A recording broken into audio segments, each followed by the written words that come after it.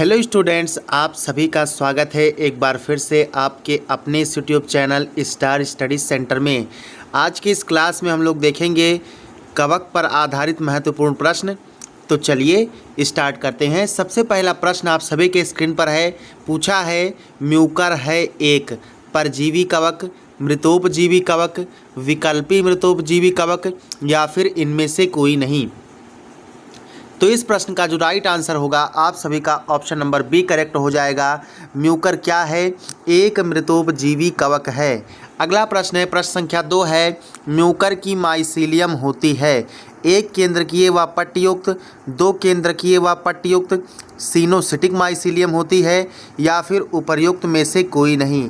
तो इस प्रश्न का जो राइट आंसर होगा ऑप्शन सी होगा, सिनोसिटिक होती है जो आधार पर सफ़ेद और कपास की वृद्धि करता है। आते हैं अगले प्रश्न पर। प्रश्न संख्या 3 आप सभी के स्क्रीन पर है। अनुकूल परिस्थितियों में म्यूकर में किस प्रकार का प्रजनन होता है? अलैंगिक प्रकार का, लैंगिक प्रकार का, परालैंगिक प्रकार का या फिर इनमें से कोई नहीं। तो इस प्रश्न का जो राइट आंसर होगा, अनुकूल परिस्थितियों में म्यूकर में अलैंगिक प्रकार का प्रजनन होता है। Option A is the correct answer for this question. आएंगे अगले प्रश्न पर। प्रश्न संख्या 4 आप सभी के स्क्रीन पर है। निम्न में से कौन एक परजीवी कवक है? राइजोपस, अगैरिकस, म्यूकर या फिर पक्सिनिया। तो इस प्रश्न के लिए जो राइट आंसर होगा ऑप्शन डी करेक्ट हो जाएगा। पक्सिनिया क्या है? एक परजीवी कवक है। आते हैं अगले प्रश्न पर। प्रश्न संख्या 5 आप सभी के स्क्रीन पर आ चुका है। किस कवक में विषम जालिकता हेटेरोकैलिज्म पाई जाती है? किस कवक में विषम जालिकता हेटेरोकैलिज्म पाई जाती है? एरिसाइफी में, पेजाइजा में, म्यूकर में या पेरोनोरोस्पोरा में। तो इस प्रश्न के लिए जो राइट आंसर होगा ऑप्शन सी करेक्ट हो जाएगा। म्यूकर में विषम जालिकता पाई जाती है। आएंगे अगले प्रश्न पर। प्रश्न संख्या 6 आप सभी के स्क्रीन पर है। अस्तंभिका यानी कि कोल्यूमेला पाया जाता है म्यूकर में, स्पाइरोगाइरा में, मॉस में या फिर ए व सी दोनों ही विकल्प राइट है। तो बात करें स्तंभिका की, कोलुमेला की, तो ये म्यूकर में पाया जाता है तथा मांस में पाया जाता है। अतः ऑप्शन डी क्या होगा? करेक्ट हो जाएगा। ए तथा सी दोनों में। आते हैं अगले प्रश्न पर। प्रश्न संख्या 7 आप सभी के स्क्रीन पर है। कवकों में किस प्रकार का ऊतक पाया जाता है? मृदूतक, हरित ऊतक, प्लेक्टन काइमा या फिर स्थूलो। ऑप्शन डी है स्थूल कोकोन्तक। ठीक है, तो इस प्रश्न के लिए जो राइट आंसर होगा प्रश्न संख्या 7 के लिए, कवकों में प्लेक्टन काइमा प्रकार का ऊतक पाया जाता है। क्या प्लेक्टन काइमा प्रकार का ऊतक पाया जाता है? प्रश्न संख्या 8 आप सभी के स्क्रीन पर है। निम्न में से किसे माइकोलॉजी के जनक का सम्मान दिया जाता है? कवक विज्ञान के पिता या जनक का सम्मान दिया जाता है? स्टैनलो को, बार्डेन को, डी बैरी को या फिर माइकेली को। तो इस प्रश्न के लिए जो राइट आंसर होगा, जल्दी से सभी लोग कमेंट सेक्शन में बताइएगा। हाँ, बहुत बढ़िया, लगभग सभी लोग इस प्रश्न का राइट आंसर कर रहे हैं। तो निम्न में से किसे? तो डी बैरी नाम के वैज्ञानिक को माइकोलॉजी के जनक का सम्मान दिया जाता है। प्रश्न संख्या 9 है। निम्नलिखित में से कौन सी खाई जाने वाली फफूंद है, फंगस है? म्यूकर, पक्सिनिया, अस्टिलागो या फिर मार्केला। तो प्रश्न संख्या 9 का जो राइट आंसर होगा ऑप्शन डी करेक्ट हो जाएगा। मार्केला खाई जाने वाली फफूंद है। आते हैं अगले प्रश्न पर। अगला प्रश्न है, प्रश्न संख्या 10 है। कवकों की वृद्धि के लिए कौन सी ऋतु सर्वोत्तम होती है? किस ऋतु में कवक सबसे ज़्यादा वृद्धि करते हैं? वर्षा ऋतु में, ग्रीष्म ऋतु में, शरद ऋतु में या फिर ये सभी। तो प्रश्न संख्या 10 का क्या राइट आंसर होगा? ऑप्शन ए करेक्ट हो जाएगा। वर्षा वह ऋतु है जिसमें कवकों की वृद्धि सर्वाधिक होती है और ये ऋतु सर्वोत्तम होती है कवकों में वृद्धि होने के लिए। प्रश्न संख्या 11 है। कवकों में संकरण किस कारण नहीं हो पाता है? हेटेरोथैलिज्म के कारण, होमोथैलिज्म के कारण, संकोचकीयता के कारण या फिर इन सभी के कारण। तो इस प्रश्न का जो राइट आंसर होगा, हेटेरोथैलिज्म के कारण कवकों में संकरण नहीं हो पाता है। अगला प्रश्न है, प्रश्न संख्या 12 है। अनुकूल परिस्थितियों में किसका प्रजनन वर्धी विधियों से होता है? शैवाल का, कवक का, ब्रायोफाइटा का या इन सभी का। तो प्रश्न संख्या 12 का जो राइट आंसर होगा ऑप्शन डी करेक्ट हो जाएगा। अनुकूल परिस्थितियों में वर्धी विधियों से, प्रजनन वर्धी विधियों से शैवालों में होता है, कवक में होता है, ब्रायोफाइटा में होता है। अतः ऑप्शन डी क्या हो जाएगा, इस प्रश्न के लिए राइट आंसर हो जाएगा। आते हैं अगले प्रश्न पर। प्रश्न संख्या 13 आप सभी के स्क्रीन पर है। निम्न में से कौन एक कोशिकीय कवक है? Unicellular fungus, Penicillium, Aspergillus, east या फिर ये सभी? तो इस प्रश्न का राइट आंसर ऑप्शन सी हो जाएगा। ईस्ट क्या है? एक कोशिकीय कवक है, यूनिसेलुलर फंजाई है। प्रश्न संख्या 14 स्क्रीन पर है। इम्परफेक्ट कवक, ठीक है, इम्परफेक्ट कवक अपूर्ण कवक का सदस्य है।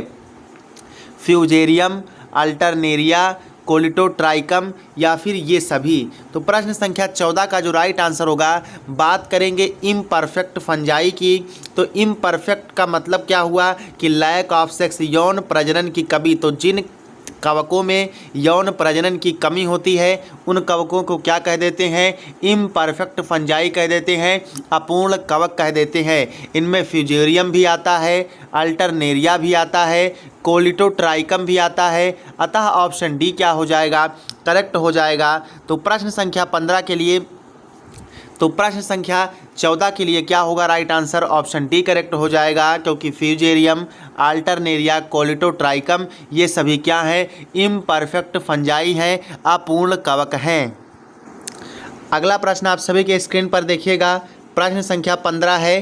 पृथ्वी का संपूर्ण जीवन परोक्ष या अपरोक्ष रूप से सौर ऊर्जा प्राप्त करता है, सिवाय मशरूम और फफूंदी के, रसायन संश्लेषी जीवाणु के, सहजीवी जीवाणु के या रोग कारक जीवाणु के? तो इस प्रश्न के लिए जो राइट आंसर होगा ऑप्शन बी करेक्ट हो जाएगा। रसायन संश्लेषण जीवाणु के सिवाय पृथ्वी का संपूर्ण जीवन परोक्ष या अपरोक्ष रूप से सौर ऊर्जा प्राप्त करता है। प्रश्न संख्या 16 है। सूक्ष्म जीव और प्राणी समानता प्रदर्शित करते हैं, ऊतकीय स्तर पर, कोशिकीय स्तर पर, आकारिकीय स्तर पर या फिर इन सभी पर? तो प्रश्न संख्या 16 का भैया कौन सा राइट आंसर होगा? ऑप्शन बी करेक्ट होगा। सूक्ष्म जीव और प्राणी ये दोनों ही समानता प्रदर्शित करते हैं कोशिकीय स्तर पर। आते हैं अगले प्रश्न पर। प्रश्न संख्या 17 स्क्रीन पर है। ईस्ट का प्रयोग होता है किण्वन में यानी फर्मेंटेशन में, ऑक्सीकरण यानी ऑक्सीडेशन में, अपचयन यानी रिडक्शन में, बी व सी दोनों में? तो ईस्ट का जो इस्तेमाल होता है वो किण्वन में होता है, फर्मेंटेशन में होता है। आते हैं अगले प्रश्न पर। प्रश्न संख्या 18 स्क्रीन पर है। कवक का समूह जिसमें कवक जाल पट्टयुक्त और लैंगिक प्रजनन या तो देखा नहीं गया या फिर अनुपस्थित होता है। तो फाइकोमाइसिटीज़ में, ड्यूट्रोमाइसिटीज़ में, एस्कोमाइसिटीज़ में या फिर बेसिडियोमाइसिटीज़ में? तो इस प्रश्न के लिए राइट आंसर होगा ऑप्शन बी, ड्यूट्रोमाइसिटीज़ में। आते हैं अगले प्रश्न पर। प्रश्न संख्या 19 स्क्रीन पर है। कवक सूत्रों के सिरे पर अलैंगिक विधि से बने बीजाणु क्या कहलाते हैं? स्पोरेंजियोस्पोर्स कहलाते हैं, एंथोस्पोर्स कहलाते हैं, कोनिडिया कहलाता है या फिर मियोस्पोर्स कहलाता है? तो प्रश्न संख्या 19 का जो राइट आंसर होगा, कवक सूत्रों के सिरों पर, ठीक है, हाइफी के सिरे पर अलैंगिक विधि से बने बीजाणु क्या कहलाते हैं? कोनिडिया कहलाते हैं। ऑप्शन सी इसका करेक्ट आंसर हो जाएगा। आते हैं अगले प्रश्न पर। प्रश्न संख्या 20 स्क्रीन पर आप सभी लोगों के है। यदि किसी जीव उदाहरण के लिए कवक का पूर्ण थैलस एक या अधिक जनन रचनाओं में परिवर्तित हो जाता है तो इसे क्या कहते हैं? यूकार्पिक, होलोकार्पिक, होलोजोइक कहते हैं, होमोथैलिक कहते हैं? ऑप्शंस फिर से सुन लीजिएगा। यूकार्पिक, होलोकार्पिक, होलोजोइक या फिर होमोथैलिक कहते हैं। तो यदि किसी जीव उदाहरण के लिए कवक को ही उदाहरण ले लिया गया है तो इसका पूर्ण थैलस एक या अधिक जनन रचनाओं में परिवर्तित हो जाता है तो इसको क्या कहते हैं? होलोकार्पिक कहते हैं। Option B is the correct answer for this question. आएंगे अगले प्रश्न पर। प्रश्न संख्या 21 आप सभी के स्क्रीन पर है। पफ बॉल्स हैं कवक, शैवाल, मॉस, पाइनस का शंकु। तो ना तो ये शैवाल है, ना तो ये पाइनस के शंकु हैं और ना ही ये मांस हैं। तो क्या है? कवक है, फंजाई है। प्रश्न संख्या 22 है। म्यूकर में विषम सुकाय को किसने पहली बार प्रदर्शित किया था? हेटेरोथैलिज्म को सबसे पहले किसने प्रदर्शित किया था? रॉबर्ट हुक नाम के वैज्ञानिक ने, ब्लैकेस्ली नाम के वैज्ञानिक ने, लुई पाश्चर नाम के वैज्ञानिक ने, या फिर ए फ्लेमिंग ने। तो प्रश्न संख्या 22 का ऑप्शन बी करेक्ट होगा। ब्लैकेस्ली नाम के वैज्ञानिक ने म्यूकर में विषम सूकाय को सबसे पहले प्रदर्शित किया था। अगला प्रश्न आप सभी के स्क्रीन पर है, प्रश्न संख्या 23 है। म्यूकर में अलिंगी प्रजनन होता है गतिशील चल बीजाणु द्वारा, चल युग्मक द्वारा, या फिर ऑप्शन डी है युग्माणु द्वारा। तो इस प्रश्न के लिए ऑप्शन बी करेक्ट हो जाएगा, बीजाणु के द्वारा म्यूकर में अलिंगी प्रजनन होता है। अगला प्रश्न आप सभी के स्क्रीन पर है, प्रश्न संख्या 24। एसाई बनते हैं एस्कोबोलस में, सैकेरोमाइसीज में, पेनिसिलियम में, या फिर इन सभी में। बात करें यदि एसाई की तो एस्कोमाइसिटीज वर्ग के कवकों में पाई जाने वाली यह एक संरचना होती है। इसको बीजाणु धारण करने वाली कोशिका भी कहते हैं। इसमें 8 एस्कोस्पोर्स बनते हैं और ये जो एसाई है ये वर्ग एस्कोमाइसिटीज के सदस्यों में पाई जाती है। तो ये एस्कोबोलस किसका है? वर्ग एस्कोमाइसिटीज का सदस्य है। सैकेरोमाइसीज किसका है? वर्ग एस्कोमाइसिटीज का सदस्य है। सी ऑप्शन है पेनिसिलियम, ये किसका मेंबर है? ये वर्ग एस्कोमाइसिटीज का मेंबर है। तो इसलिए क्या होगा right answer? Option D correct होगा, एसाई इन सभी में बनते हैं। आते हैं अगले प्रश्न पर। प्रश्न संख्या 25 आप सभी के स्क्रीन पर है। क्या पूछ रहा है? कवकीय तंतु जड़ की सतह पर पाए जाते हैं क्योंकि ये मूल रूम की तरह कार्य करके जल अवशोषण करते हैं, जाइलम जड़ों द्वारा जल ग्रहण करते हैं। ए व बी दोनों विकल्प राइट होगा या फिर उपर्युक्त में से कोई नहीं। तो प्रश्न संख्या 25 का जो राइट आंसर होगा ऑप्शन ए करेक्ट होगा। कवकीय तंतु ठीक है फंगल हाइफी जड़ की सतह पर पाए जाते हैं क्योंकि ये मूल रोम की तरह कार्य करके जल अवशोषण करते हैं।